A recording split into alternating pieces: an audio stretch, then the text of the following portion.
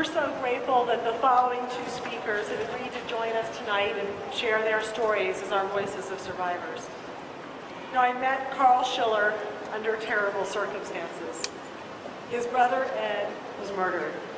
And yet, as would be his orientation, he called me about what he planned to do to make sure that no other family suffered such a loss.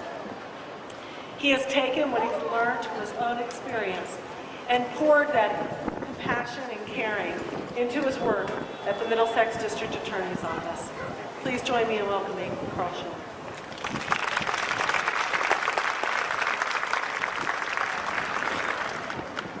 Thank you.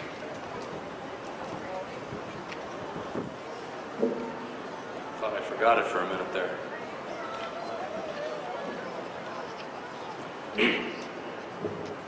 I never had any interest in joining a fraternity.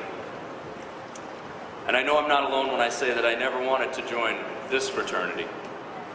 The fraternity that no one asked to join. The cost is too much. We've all paid our entry fee with the life of someone we love dearly. And we would gladly trade in our membership card to have them back. For me, the cost was my big brother Ed, who was stolen from my family on January 13th of 2006. My brother Ed was 3 years older than me, and we were always very close. He was my only sibling and one of my best friends.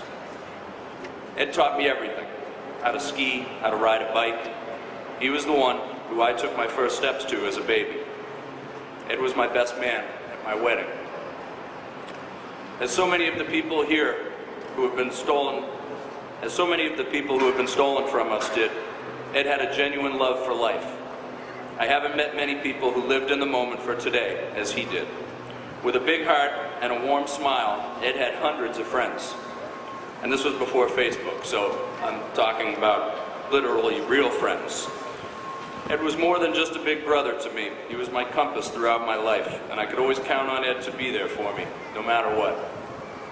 But on January 13th, my compass, my big brother Ed, was stolen from me, from my parents, and from so many other people who loved him dearly. That morning of January 13th started like any other for me, but by 10 a.m. my whole world was turned upside down when I learned that Ed had been shot in the head as he arrived for work in Newton, Massachusetts. To many of us here tonight, we know this feeling.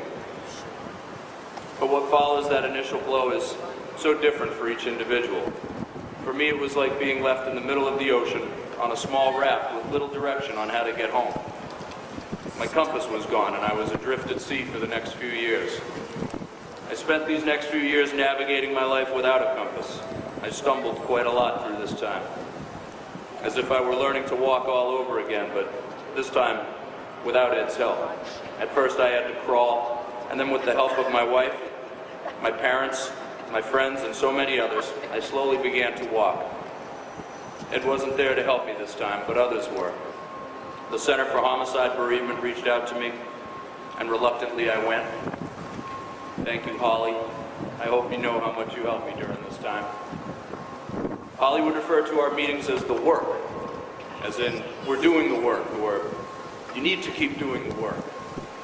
And it's true, it is work. It wasn't easy to begin to take those first few steps. But I knew I had to keep doing the work. I had to keep moving forward, and so I kept going to see Holly. I kept trying to move in a forward direction. In our group sessions, I kept hearing people say that we'll never be the same, that I would never be the same guy that I'd been before Ed's murder. I didn't want to allow Ed's murder to change me. But ultimately it did.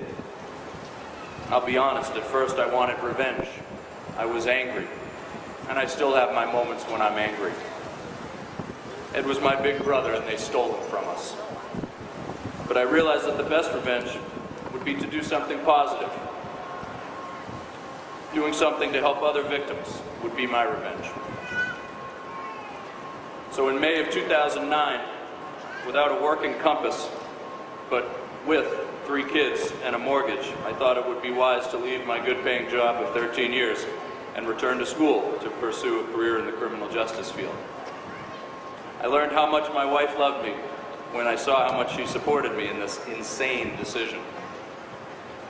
In a way, Ed's murder affected her even more than it did me. Yes, she lost her friend, her brother-in-law Ed, but she also lost the husband who she had just married 5 years earlier. She'll be the first to tell you that I'm not the same guy that I was before Ed's murder. Fortunately, later that year, I landed an internship with the Middlesex District Attorney's Office, and in the spring of 2010, I began my new career with the same office that prosecuted and convicted the two men who stole Ed from us. An office whose mission is to seek justice and to speak for victims who have no voice.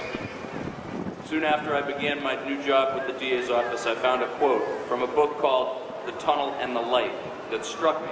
I'd like to share it with you now. Every hardship is an opportunity that you are given, an opportunity to grow. To grow is the sole purpose of existence on this planet Earth. You will not grow if you sit in a beautiful flower garden and somebody brings you gorgeous food on a silver platter. But you will grow if you are sick, if you are in pain, if you experience losses, and still don't put your head in the sand, but take the pain and learn to accept it, not as a curse or a punishment, but as a gift to you with a very, very specific purpose.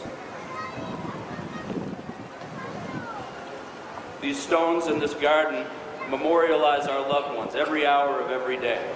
A few years ago, I came here on one of the coldest days of winter, and I realized that even during the coldest, snowiest days, these stones continue to memorialize our loved ones who were stolen from us. The stones and us, we have this in common. We are the living, breathing memorial for our loved ones. It's our role to memorialize them each and every day, just as these stones do. I read recently that closure is a myth. I guess most people don't know this, but I'll bet everyone here tonight does. I'm not sure what closure is, but I don't think I want it. Like his stone does, I will always memorialize Ed. I don't ever want him to close him out of my memory, and as difficult as it is to accept, his death became a part of his life. Growth, progress, these are the things that we must strive to attain out of these horrible tragedies. We memorialize our loved ones with scholarships in their names, with legislation to make our world a safer place for our children. A lot of good has come from so many tragic, unnecessary deaths, and we should all feel very good about the things that we have done in their names. We live on for them. They're gone, and it's not fair, but they are never, ever forgotten. This garden of peace ensures that generations to come will see the evidence of the lives stolen. And maybe someday society will realize how senseless, how unnecessary these deaths were. And maybe we can evolve beyond killing each other as a solution to our problems. If you're new to this fraternity, I'm so sorry for the tragedy that has come into your lives. I encourage you to do the work and to try and find something positive out of your tragedy. I wish you all strength through your journey. And above all, I hope you find peace in your heart and peace in your lives. Thank you.